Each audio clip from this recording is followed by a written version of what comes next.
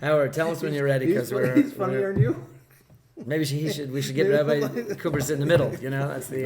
No, this is more fun. Okay, well. Especially for editing purposes. Here we go. Yo, welcome to the show. It's Let's Kvetch, where mindful speech and wisdom always stretch. Rabbi Raphael, Howard on the mic, dropping Torah gems, everyday insight. Welcome to another episode of Let's Kvetch, ladies and gentlemen. We are here in the studio with my co-host Howard and our very dear friend and guest, Rabbi Cooper. Rabbi Cooper. Okay. We are. Thanks for having me. Thank you for doing this. Thank you for being We here. were so lucky that while you're in town and to do this. Visiting the mishpacha. Right. Special. Went on a walk with him today at the, what is the group name? Run for Their Lives? Run for Their Lives, yes. Good for you. Around, Okay. yes. It was a Kiddush Hashem. Very impressive. I'm not sure there's not many cities that do it consistently and every week. And it's actually the photo that was given to my wife. I've been speaking since I'm in Denver the last few days with his aunt. He's one of the two hostages who was shown in the videos last week. And we took a quick picture and sent it to her, which gave a bit of a chizuk to the family. So Right, very nice. every mitzvah makes a difference. All right, so real quick, just a background. This is from the website of the Simon Wiesenthal Center. So Rabbi Cooper is an Associate Dean and Global Social Action Director. It's a big title. Rabbi Abraham Cooper is an associate. Oh, I just said that. Okay. Rabbi Cooper has been a longtime activist for Jewish and human rights causes on 5 continents. In 1977, he came to Los Angeles to help Rabbi Marvin Heyer found the Simon Wiesenthal Center. Together with Rabbi Heyer, Rabbi Cooper regularly meets with world leaders, including Pope Francis, presidents, and foreign ministers, to defend the rights of the Jewish people, combat terrorism, and promote multi-faith relations worldwide. But I thought what might be interesting is to think from the point of view of Kadosh Baruch Hu, of God. He hears all of our kvetching all day, and not just Jews, but including and especially us. So this is a fairly famous apocryphal, but not so apocryphal story. I went to Yeshiva University in New York. Mm-hmm. I married the last 2 years of smicha. I was living in Washington Heights, a newlywed. One of the worst things about living near Yeshiva University, which I'm sure has not changed, is there were never enough parking spaces. Right. Ever. Right. Day or night. I know them. Both my boys went there. And especially since the older people in the apartment houses would never leave or move their car except when they had to move it to the other side of the street for the clinic. So other than that, you had no chance. Okay? We have to remember, we're going to do a whole episode on parking. That's for sure. Kvetching, parking-related kvetching. This actually happened to me also, although it's slightly with not the same punchline. If you're already married and you're in smicha or you're in graduate school, that means you have to work probably after school, which means you're coming back to Washington Heights somewhere between 9 and 10:30 p.m. Okay. Your chances of getting a legal spot are limited. But when it starts snowing, your chances of getting any spot are nil. Okay. So the story goes, let's call him Shmuel. Shmuel's driving around for a half hour after a long, long day. He can't find a parking space. In desperation, he looks to Shemayim, up to God, and says, look, one time, if you can just get me a spot, I promise I'm going to go to the 6 a.m. minyan for the next 3 months. I promise. Just then, the car pulls out. And what does the Kvetch say? He said, Never mind, I found the spot. Right? So we definitely lead the league in Kvetching, and thank God the good Lord has a very long, the patience. He has a lot of patience with us. But I also think that it really depends generationally. When little kids Kvetch, starting with babies who can't yet We speak. teach them young. We started. Yeah, no, I think it's DNA related also. Sure. But we learn as parents that when you have a baby or a toddler who not yet doesn't want to play hooky from school, and they're crying or kvetching, something's wrong. They just can't communicate with you what it really is. Right. So hopefully most parents respond more sympathetically. By the time a kid's in second grade, it's trying to desperately stay away from going to school, you learn to sort of turn off the kvetching meter. And that's also understandable. But without making too much of a joke, the same is true when your kid's a teenager. They may be trying to play you, they may be looking for an advantage, emotional blackmail, but underneath some of that may occasionally be some really serious problems. Right. So as a parent, you're stuck. You have to pay attention to the kvetch. And you'll end up kvetching with your friends when you see them about your kids kvetching. So Rabbi Cooper just became a great grandparent. So he gets a mazel tov, and he knows from parental kvetching 3 generations. Right, and now, as you know, as a grandparent, which I think Howard's all also are. grandparent. Yeah, so what's great about older, that as we is found out you last can week. skip the kvetching, leave all of that to the parents, Right. and then just empathize with your grandchild, whether they deserve it or not. No, it's really great. Right, 'cause so now I come to the aid of my grandchildren and yell at my kids Correct. for what are you yelling at them? You know, when they were at the age that the grandkids are now, we of course were, I don't want to say active, but we were Practicing kvetching. practicing. But Or there are also cultures, and I think even subcultures within the Jewish people, in which children are taught from a very young age, do not kvetch under any circumstances to your parents. It's a subculture where you have to respect your parents. When your father gets home from work or whatever, we have a certain structure. And, if something's bothering you, especially about a teacher, we don't want to hear about it. No kvetching. Right. Probably, as with everything else in life of a Jew, somewhere in the middle is where we need to find ourselves. Is that that's a out of regard for preventing or hoping the child is gonna not speak lashon hara? We don't want to hear him kvetching about things that are in that category. Is that Well, what you're no, referring I to? think that unfortunately in the time that we live of social media and in which words are now weaponized, starting with the politicians, and they throw the F-bomb around, and children already in the 3rd grade or younger even are hearing these types of words. So I think if we're talking about what's known as lashon hara, and by the way, I have a lot of Christian friends who have come to really appreciate the Chafetz Chaim. My closest friend, Reverend Johnny Moore, who's in the headlines every day because he's now the head of the Ghazi Humanitarian Foundation. He quotes the Chafetz Chaim very often. He's a father of 3 kids. The whole idea of reflecting on how you speak, what you say. This is up his alley. Is a big this thing. Is up Rabbi Levan's alley. So We have lots of yeah. Christians involved in our clean speech campaigns. They're a So, big. and in 2025 and beyond, it's a huge challenge because every kid, as well as parents, you're on social media 14, 16, 18 hours a day. You're either reading about or hearing, adults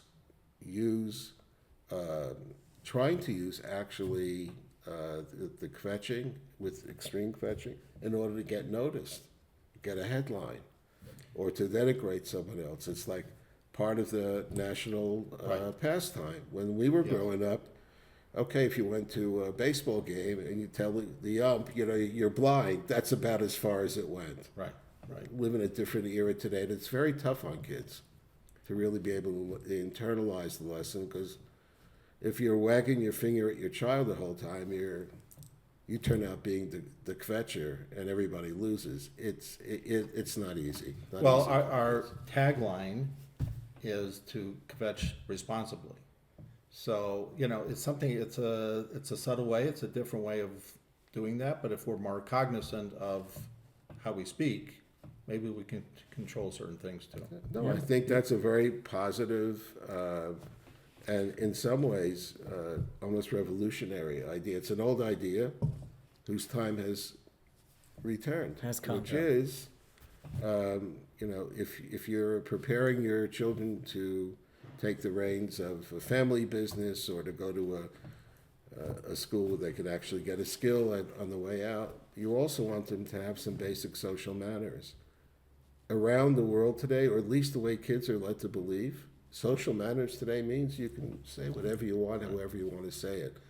So that's where I think we'd be doing everyone we come into contact with a real favor by not rewarding that kind of language, even if they happen to be a member of Congress or some big poopah From another country. from somewhere else. Although I would say that it looks like that the U.S.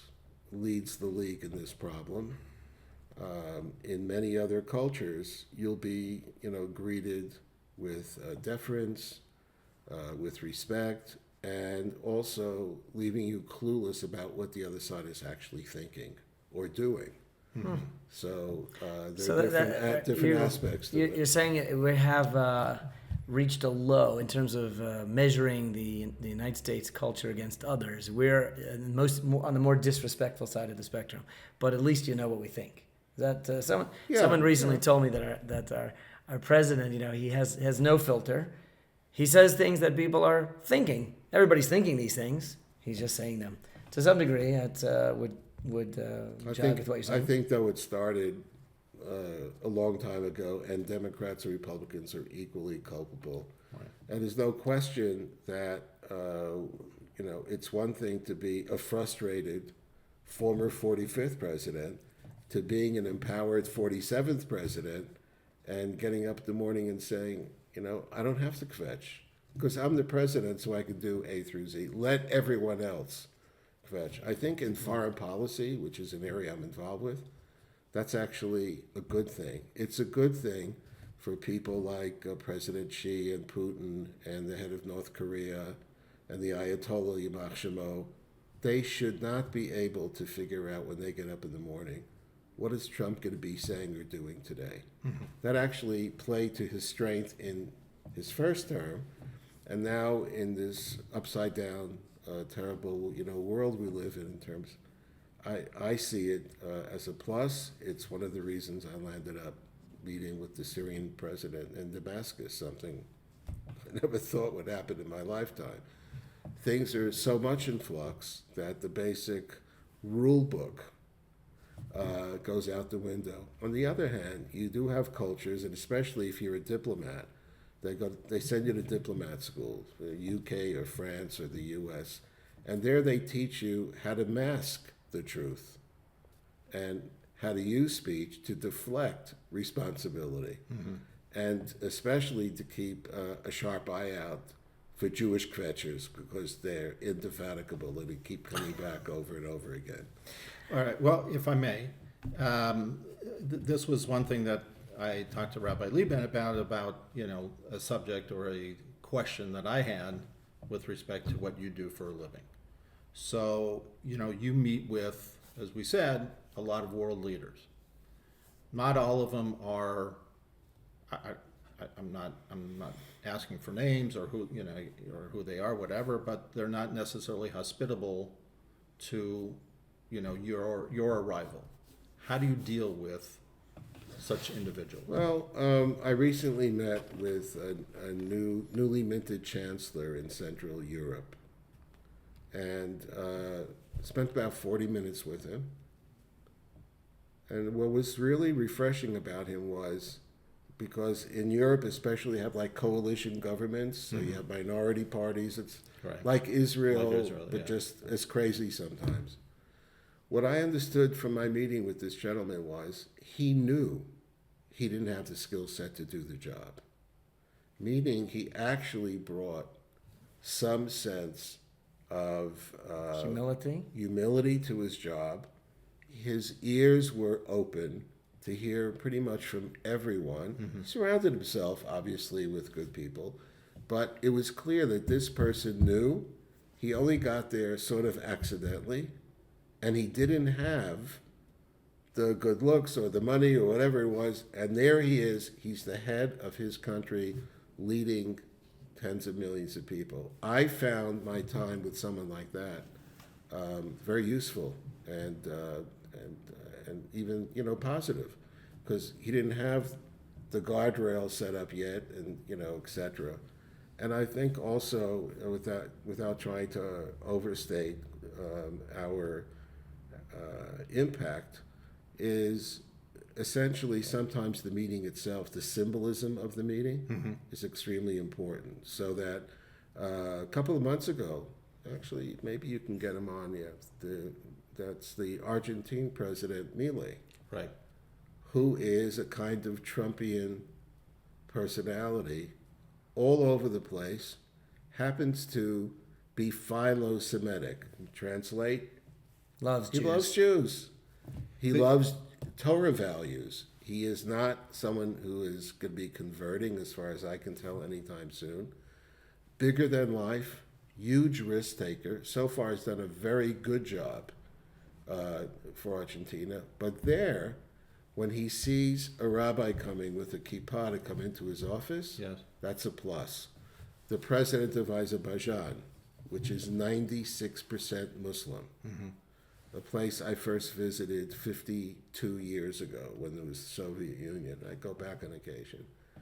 He is someone who has great respect for the Jewish people, including those who live in his country, but especially when he sees Sephardic rabbis who come from Israel, who remind him of the way they talk and the way they carry themselves, Right. often about Muslim religious leaders they respected in their lives. So not every meeting is necessarily going to be confrontational.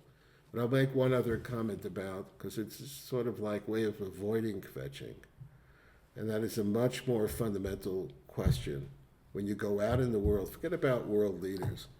Are you preparing your kids to go out and project who they are honestly? As an example, if you keep kosher, if you try to pray more than once a day, if you are asked to remove your kippah, etc.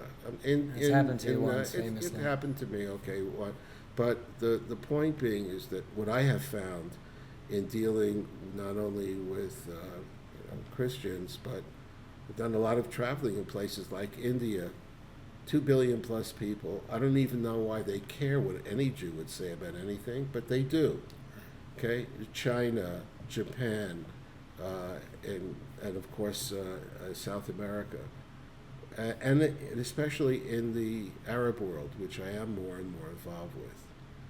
What I find is that there's an instinct on the part of people, if you're not being totally honest anyway.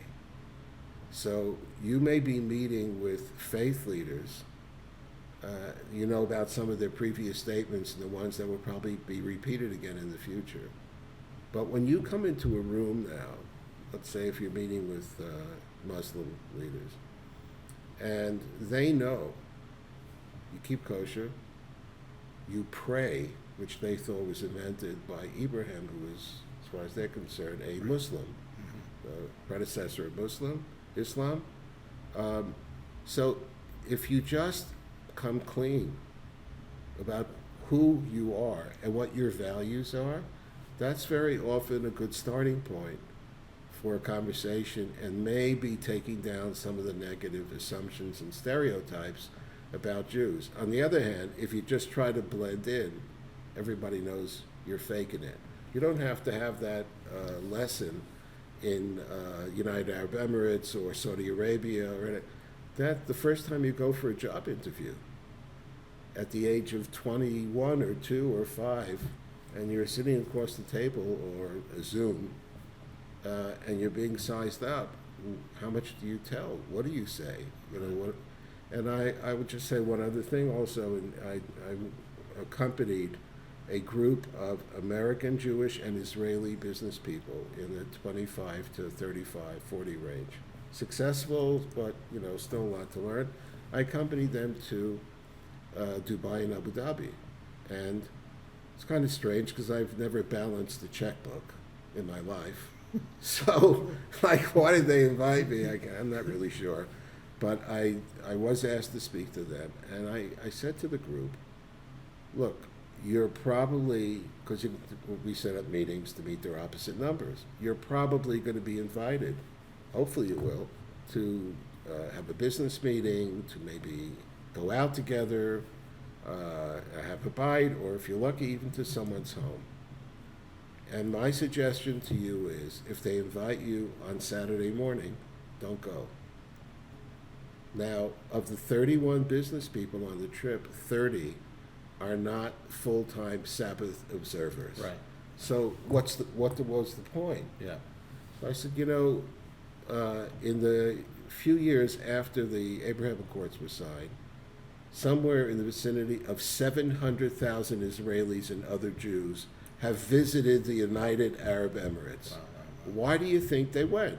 Because they heard there were normals, and everything has always been so tense. To be able to actually go to a society where They want to do people business. are pretty open and they'll accept you more or less what you are. So how about the other side? Do you think they have a curiosity at least as much about yourself? So if you haven't figured out your values yet, now would be a good time. Right. Don't fake it. But now would be a good time, because if you go to that meeting and they ask you the questions and you don't have answers, they think you're faking it. Right. So I think coming full circle to the kvetching part is... If you're going to kvetch, be authentic. That's correct. That's And what I'm getting at it. No, be authentic, Authenticity. but bring it You can back. kvetch, but it Right. better be real. But Own it. Bring it back to the Friday night table and admit, I grew up driving my parents crazy, kvetching a lot. I don't appreciate when you kids kvetch, but I know it's part of the whole process. One way of sort of easing in from that fact of life to getting to where you really want to have a conversation about what kind of language do you use. Do you really think about the terms? And from that, from the words, you can actually sneak in on occasion, especially if the wife has cooked a great meal on a Friday night, some serious conversation about values. Good spoken, practice speaking well begins at the Friday night Shabbos dinner table. You heard it. That's where that's it for the happens. kids. For us who take that second l'chaim after the fish, I'm not so sure. Well, but whatever. I have to be honest that my wife and I have been honored that you've been at our Guest. She's guest an at our table. unbelievable cook, by the way. Thank you, Wow. thank you. Nothing to kvetch about there. No, nothing. No. And if you do, Yeah. you're out the door. You're certainly. What do you mean? Yeah. You get them on the show. That's what. No, I got no. Thank you so much. Can I just go back just before we let you go? One thing that struck me that you said is effectively when you meet with foreign leaders around the globe, it's almost like you're taking the Jewish people's kvetch to someone who could do something about it. Is that part of your? I don't know if you meant that, but that's what I heard in your words. Sometimes it is. Sometimes you're looking to try to create some wiggle room, if there's confrontation, for maybe a different path. And sometimes you're dealing with an enemy who really dislikes everything about what you stand for. And in that case, you're there for more of a teaching moment. And Do you have any thoughts about how, when we're in maybe smaller, obviously not global, national, but maybe in local and personal conversations, how do you make kvetching effective? You go, we need you. The Jewish people needs you to travel, fly, and be an effective kvetcher in those moments. And a voice. Guys, let's be honest. I think we're all married here. Okay? And what you learn early on, at least what I learned, took me a while, but I learned, is that when you're in a marriage, don't try to out-Kvetch the partner. Meaning, Wait, first we got political. We made fun of the I'll Pope, tell you and now we're talking about I'll tell you wives. exactly why. Because Sage what you advice, end up sage doing advice. is you end up again sort of weaponizing words. Yes. And you want to prove that you're right. Right, in and it. it just Now becomes that's confrontational, great right. when you're at a business meeting or you're at a debate. But when you're home, if you win, you lose. So I think there it's a learned thing, and kids absorb. Right. So where it's easy for you to, at the table, especially if you have guests, to sort of go there, maybe even not even thinking about it, but that the better way is if you want to bring up a subject matter, okay. First thing is don't go into a kvetching battle with a spouse. Okay, don't give musar to a spouse about too much kvetching and not enough kvetching, because you're going to open the floodgates, Right. and then nobody wins. There you go. But with kids, I think demanding in the 2025, demanding of children, no, I don't want to hear from it. Don't complain to me. You get a lot of allowance, but yeah, I think for kids especially, you need to look underneath the hood. What's actually going on? There, the responsible adult could probably gain something, from the kvetching. And when you reach your saturation point, your kid's going to find out, when they have. But the idea of just saying, I'm drawing a red line, never do that, it doesn't work. And I know that in many of the world capitals I've been to, there's a wonderful, when we make that tefillah, the Ashkenazim, the last tefillah before the evening Shemona Esrei, it says a beautiful thing, Baruch atah b'voecha, Baruch atah b'tzeitecha. Blessed are you when you come, blessed are you when you leave. I can point to maybe 30 countries where I fulfilled the second part of that task. I have in Japan legions of people who are blessing.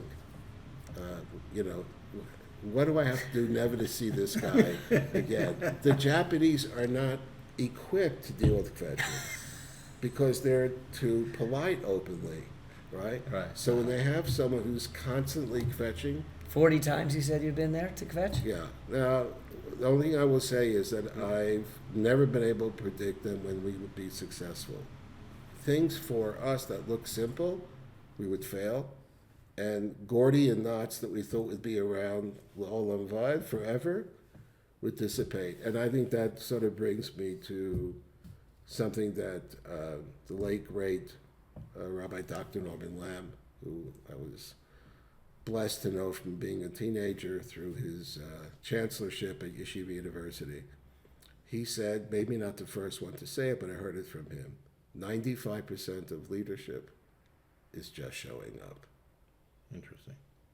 Wow. Well, we can. So I we hope can go I've on. completely confused you. Didn't mean to be a kvetch. You didn't kvetch at all, and that's so you kvetch responsibly, I guess, for lack of a better way. Well, to say When it. you play it back, you'll see it. Yeah. You'll get the underlying. We can go kvetching. on. We can go on, and I would love to have the opportunity at some future point to really ask some probing questions about what you do. Today, first time on the show, you have to yeah, take it we easy. want to take it easy. You don't have to be take it easy, Rabbi No, but Cooper. we I appreciate think. you being here. So, by the way, I mentioned Johnny Moore at the beginning, Reverend Johnny Moore. I happened to have done an hour interview with him last week about Gaza and how they're delivering hundreds of millions of meals now to the people in Gaza. That's up on YouTube. Okay. The Simon Wiesenthal Center. You get a chance. All right, check Take it a out. look at it. Check it out again. Also, don't forget on this channel or this video to click subscribe. What are the other? How much does that cost? Yeah. No. There's no. So far, well, unless again you want to be a sponsor. We Kvetch freely. Our sponsor for this week is. Okay, so we. This is Gewaldic, the unknown Kvetcher. The anonymous Kvetcher. Still looking for the next week's sponsor. Yeah, I think we're right. You know, Howard, I have good news for you as you get we have an email? No, not quite. But you could go to cleanspeech.com Yes. /Let's Kvetch. And there we have a website. And there everyone could leave their comments. Okay? So if you want to get in touch with us. You're just now telling me this? Well, I want to do it on the air so you could appreciate it as it's okay. happening. All right, so we'll have to check that out. It's pretty awesome. All right. Rabbi Cooper, thank you very much. Thank you. My pleasure. Wonderful. Until then, No Kvetch intended. yeah. You'll take back to LA that people should Kvetch responsibly. Let them know. Right. I'll do my best. Start in my own office. Okay. Amazing. Thank you. Thank you, everyone. Welcome to the show. It's Let's Kvetch, where mindful speech and wisdom always stretch. Rabbi Raphael, Howard on the mic, dropping Torah gems every day insight. Let's Kvetch, let's not forget. Choose words wisely, no regret. Guard your tongue, learn the flow. Jewish vibes on the podcast. Let's go. From Lashon Hara to keeping speech kind, every syllable affects the divine. Pause before you speak, breathe and reflect. Every day, my Vaughn earns respect. Howard's got the laughs, Rabbi keeps it deep. Lessons on the lips for your soul to keep. We're talking truth, talking shalom by it. Heart stays soft when the tone stays quiet. Let's Kvetch, let's not forget. Choose words wisely, no regret. Guard your tongue, learn the flow. Jewish vibes on the podcast. Let's go.